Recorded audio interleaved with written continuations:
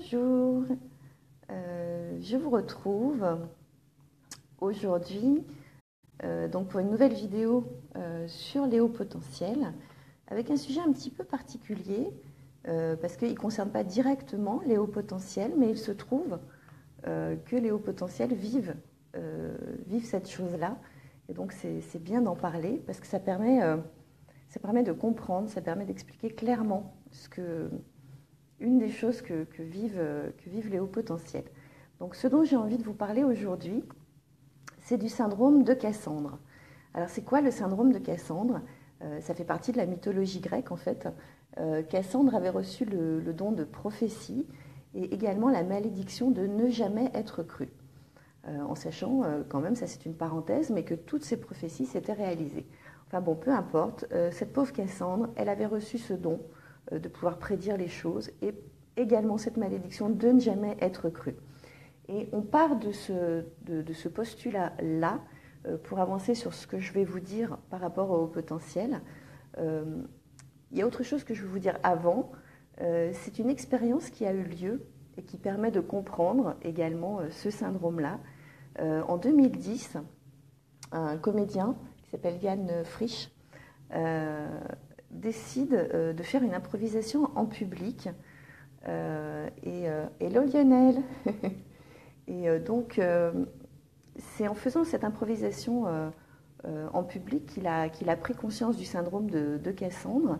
C'est-à-dire qu'il arrive en fait un soir dans la salle de spectacle, grimé en clown, et il dit attention, attention, il y a un feu qui se propage en coulisses, c'est très grave, la situation est très grave, tout le monde doit sortir.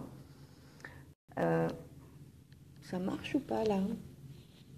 Attends, il s'est passé quoi? Je vous ai perdu, je crois. Je vous ai plus en fait. Voilà, je reviens. Non, je reviens pas.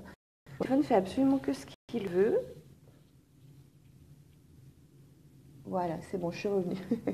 Donc, il arrive, Yann Frisch, grimé en clown, il crie au feu, hein, il prévient le public que le feu est en train de se propager. Bon, non mais bon, écoutez, je crois que le truc veut pas qu'on se voit. Voilà, on va y arriver. Hein. Et ce qui se passe, c'est que le public ne bouge pas, ne réagit pas. Il y a quelques personnes qui commencent à rigoler, plus ou moins, mais ils ne bougent pas. Il ne se passe rien de ce qui devrait se passer quand quelqu'un crie au feu, en fait. Et donc, il n'y a pas de soupçon. Oh, mais c'est pas vrai. C'est n'importe quoi ce matin. En fait, il y a un truc qui déconne. Ben, je vais le reprendre en main. Attends, je crois que ce sera plus simple. Parce que la perche, de toute façon, là, depuis que je l'ai scotché, ça ne veut pas. Alors, on va faire ça autrement. Voilà. Bon, bah, tant pis, on va faire comme ça. Avec le bras tendu, c'est plus compliqué. Hein, tant pis. Donc voilà, il se rend compte que les gens ne le prennent pas au sérieux, en fait. Hein, n'écoutent pas ce qu'il dit. Et donc, qu'est-ce que ça fait? Il n'y a pas de soupçon que ça puisse être vrai, même pas.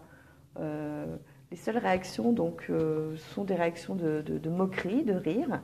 Donc la conclusion de Yann Frisch, évidemment, à ce moment-là, elle est très simple, c'est que le clown n'a pas droit à l'ombre du doute. Ce qu'il dit n'est pas crédible, parce que c'est un clown. Donc ce qu'il dit n'est pas crédible. Et quand on se rend compte de ça, en fait, donc c'est le syndrome de Cassandre hein, qui annonce quelque chose qui est en train de se produire ou qui va se produire et qui n'est pas cru, ça c'est quelque chose que le HP connaît. C'est quelque chose que le HP vit ou a déjà vécu ou vivra encore. Notamment le fait que ça peut se produire déjà à l'école, ça peut se produire ensuite au travail.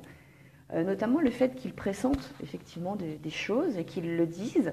Et évidemment, il n'a pas d'explication hein, pour ça, c'est juste clairement un ressenti, une intuition extrêmement forte qui se rapproche pour le coup de la clairvoyance. Donc comme il n'a pas moyen d'expliquer concrètement pourquoi il ressent ça et donc pourquoi il annonce ça, effectivement, il n'est pas cru. Il n'est pas cru et donc il vit le syndrome de Cassandre, clairement. parce que ce qu'il dit, bien souvent, c'est juste, c'est justifié, c'est réel, ça s'avère, comme on dit. Voilà. Il va se trouver aussi confronté à ça, parce qu'en fait, c'est pas forcément des ressentis, du pressentiment, ça peut être qu'il sait. À l'école, notamment, l'enfant qui sait résoudre un problème, mais qui ne sait pas expliquer comment il est arrivé à son résultat, parce que la machine a tourné en boucle dans la tête, mais il n'y a pas cette capacité à matérialiser sur le papier ce qui s'est passé dans le cerveau. C'est extrêmement douloureux pour le HP d'ailleurs de se dire, bon sang, mais si je sais, et je sais que j'ai pas triché, et je sais qu'il y a eu un cheminement qui s'est fait dans ma tête, mais je me sens en incapacité à le produire sur une feuille, quoi. Donc il y a ça, voilà, ça aussi. Alors pareil, c'est le syndrome de Cassandre qui va intervenir aussi, parce que on va lui dire, c'est ça, ton résultat, il est tombé de la lune. Hein. T'aurais pas plutôt copié sur un copain? Voilà, donc, enfin bon, bref. Donc voilà, ce syndrome de Cassandre, le HP, qu'il soit enfant, ado, adulte, c'est quelque chose qu'il connaît bien, même s'il ne le nomme pas comme le syndrome de Cassandre, mais maintenant on pourra le nommer. Et du coup, ça crée deux effets. C'est-à-dire qu'un HP au travail, logiquement, c'est plutôt un HP qui a des capacités, des compétences qui, mises au service de l'entreprise, peuvent apporter énormément. Parce que justement, pour des tas d'autres caractéristiques du HP, c'est un talent à considérer et qui peut être extrêmement utile et intéressant dans une entreprise.